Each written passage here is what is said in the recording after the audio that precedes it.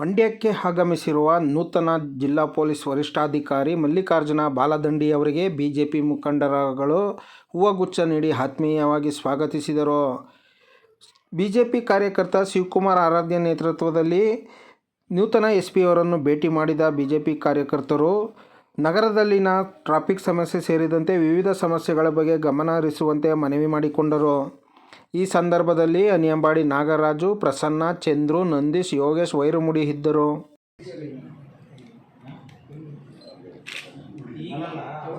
ಏನು ಮಂಡ್ಯ ಜಿಲ್ಲೆಯ ಸ್ವಲ್ಪ ಆಗುಹೋಗುಗಳನ್ನು, ಟ್ರಾಫಿಕ್ ಸಮಸ್ಯೆ ಮತ್ತು ವ್ಯಾಪಾರಿಗಳಲ್ಲಿ ಆಗುವಂಥದ್ದು ಮತ್ತು ತೀವ್ರವಾಗಿ ವಿಶೇಷವಾಗಿರ್ತಕ್ಕಂಥ ಒಳ ಸರ್ಕಲಲ್ಲಿ ಗಾಡಿ ವ್ಯಾಪಾರಿಗಳ ಸಮಸ್ಯೆ, ಇನ್ನೂ ಅನೇಕ ಸಮಸ್ಯೆಗಳನ್ನು ನಮ್ಮ ಎಸ್ ಪಿ ಸಾಹೇಬರಾದ ಮಲ್ಲಿಕಾರ್ಜುನ್ ಬಾಲದಂಡಿ ಅವ್ರಿಗೆ ಹೇಳ್ಕೊಂಡಿದ್ದೀವಿ ಮತ್ತು ಅವ್ರಿಗೆ ಮಂಡ್ಯ ಜಿಲ್ಲೆಗೆ ಸ್ವಾಗತ ಮಾಡಿದ್ದೀವಿ. ಹಿಂದೆ ಇದ್ದಂಥ ಅಧಿಕಾರಿಗಳ ಥರ ತಾವು ಕೂಡ ಖಡಕ್ ಅಧಿಕಾರಿಯಾಗಿ ಕೆಲಸ ಮಾಡಿ ರೈತರ ಪರವಾಗಿ, ಬಡ ಕಾರ್ಮಿಕರ ಪರವಾಗಿ, ದಲಿತರ ಪರವಾಗಿ ಧ್ವನಿ ಎತ್ತಿ ಖಡಕ್ಕಾಗಿ ಕೆಲಸ ಮಾಡಿ ಅಂಥೇಳಿ ಅವ್ರಿಗೆ ನಾವು ಒಳ್ಳೆಯದಾಗಲಿ ಅಂಥೇಳಿ ಶುಭ ಹಾರೈಸಿ ಒಂದು ಸ್ವಾಗತ ಮಾಡಿದೋ.